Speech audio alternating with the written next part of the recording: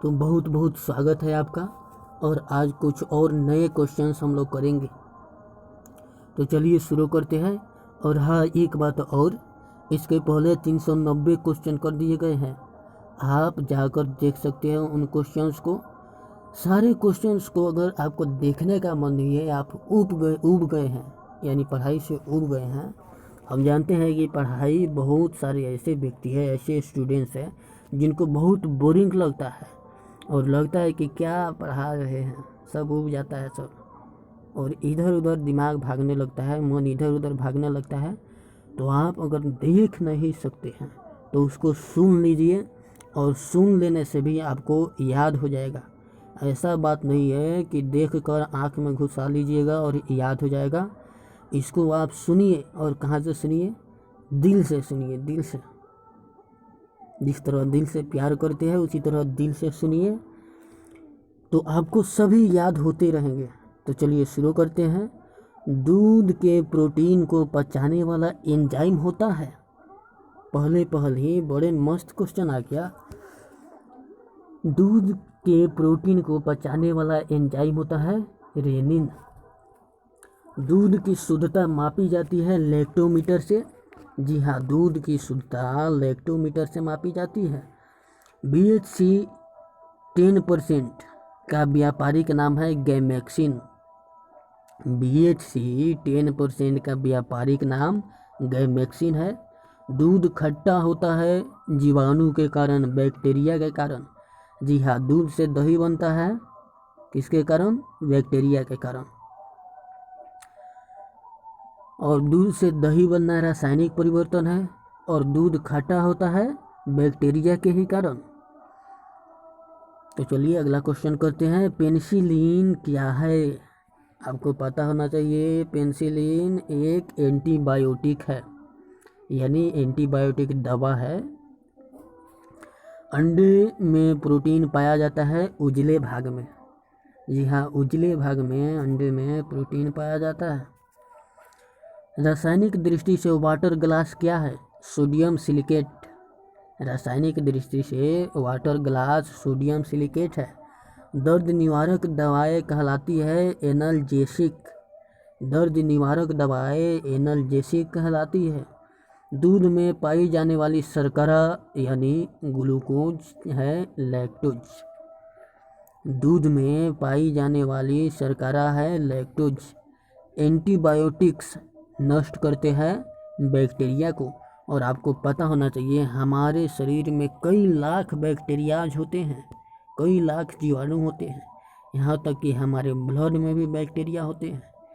तो एंटीबायोटिक्स नष्ट करते हैं बैक्टीरिया को।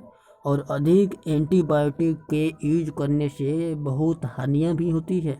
अगर सारी बैक्टीरिया हमारे शरीर के मर जाए तो शायद हम भी जीवित नहीं रहे।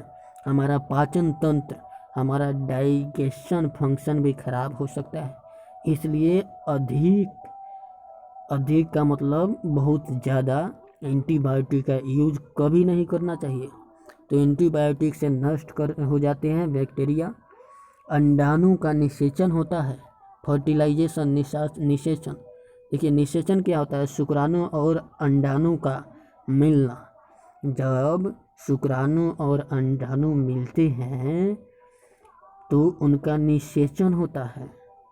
निषेचन का अर्थ होता है दोनों का मिल जाना, ठीक, दोनों को क्रिया करना। ये फैलोपियन ट्यूब में होता है। अंडाणु का निषेचन फैलोपियन ट्यूब में होता है।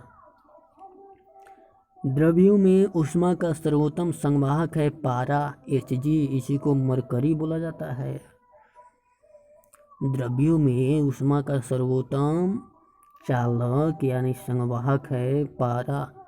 एंटीबायोटिक एसिलिन प्राप्त होती है बैक्टीरिया से। एम्पिसिलिन लिखा गया है जी, पेनिसिलिन होगा। एंटीबायोटिक पेनिसिलिन प्राप्त होती है बैक्टीरिया से। हाइड्रोजन से सर्वाधिक मिश्रित तत्व है कार्बन। कार्बनवा जो है ये कार्बन C, इसका संकेत क्या होता है? C। कार्बन हाइड्रोजन से सर्वाधिक मिश्रित तत्व है। कागज पर पुराने उंगलियों के चिन्हों को किससे विकसित किया जा सकता है? सिल्वर नाइट्रेट के घोल से। कागज पर पुराने उंगलियों के चिन्ह को किससे विकसित किया जा सकता है? सिल्वर नाइट्रेट के घोल से।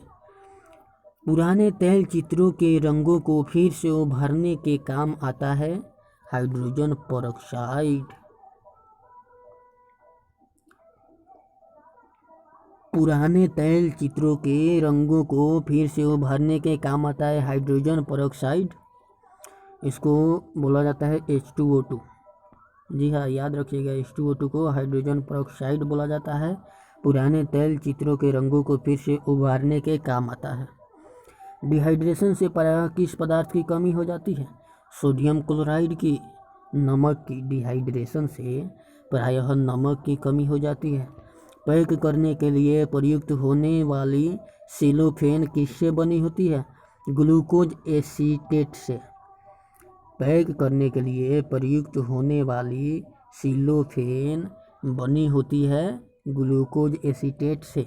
चीनी शोधन के लिए प्रयुक्त रंजक है, चीनी शोधन के लिए प्रयुक्त रंजक है बोन ब्लैक, बोन ब्लैक। व्यक्ति का भार लिफ्ट में अधिक होता है जो ऊपर की ओर गति से बढ़ रही हो। व्यक्ति का भार लिफ्ट में अधिक होता है जो ऊपर की ओर गति से बढ़ रही हो। जो लिफ्ट ऊपर की ओर गति से बढ़ रही है उसमें व्यक्ति का भार अधिक होता है। किसके साथ कास्टिक सोडा को उबालकर साबुन तैयार किया जाता है? वसा के साथ। और साबुन तैयार करने की विधि को ही साबुनीकरण बोला जाता है। तो वसा के साथ कास्टिक सोडा को उबालकर साबुन तैयार किया जाता है यानी बनाया जाता है। श्यानता की इकाई है प्वाइज। श्यानता की SI यूनिट है प्वाइज। जैव यौगिकों का यानी जैव यौगिकों का अनिवार्य तत्व है कार्बन। जैव यौगिकों का अनिवार्य तत्व कार्बन है। अल्कोहल का प्रयोग किस तापमापी में किया जाता है? 40 डिग्री सेल्सियस के नीचे ताप मापने वाले तापमापी में, यानी 40 डिग्री सेल्सियस के नीचे के ताप मापने वाले में अल्कोहल का प्रयोग किया जाता है।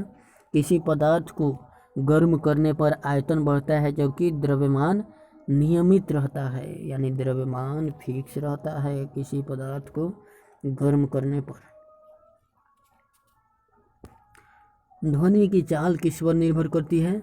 माध्यम की प्रत्यास्थता तथा घनत्व पर, यानी डेंसिटी ऑफ मीडियम पर ध्वनि की चाल निर्भर करती है। CO2 गैस का प्रकृति यानी नेचर क्या होता है? अम्लीय। जी हाँ, कार्बन डाइऑक्साइड गैस का नेचर होता है अम्लीय। CO2 गैस का प्रकृति क्या होता है? अम्लीय। और CO यानी कार्बन मोनोऑक्साइड गैस का प्रकृति क्या होता है? उदासीन। संयोजी इलेक्ट्रॉन की संख्या अधिकतम कितनी हो सकती है? 8। दिया सलाई का प्रयोग होता है लाल फास्फोरस।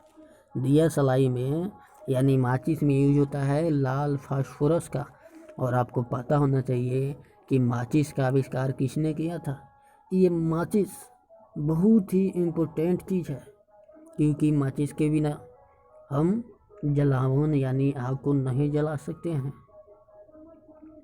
माचिस का आविष्कार कार्ल लुंडस्टाइन नामक वैज्ञानिक ने किया था। कार्ल लुंडस्टाइन नामक वैज्ञानिक ने माचिस का आविष्कार किया ही था। किसने? कार्ल लुंडस्टाइन ने दिया सलाई यानी माचिस का आविष्कार किया। और कब किया इस बात को आपको बताना है कमेंट बॉक्स में। तो बहुत बहुत धन्यवाद पूरा वीडियो देखने के लिए। तो चलिए फिर मिलेंगे अगले वीडियो में।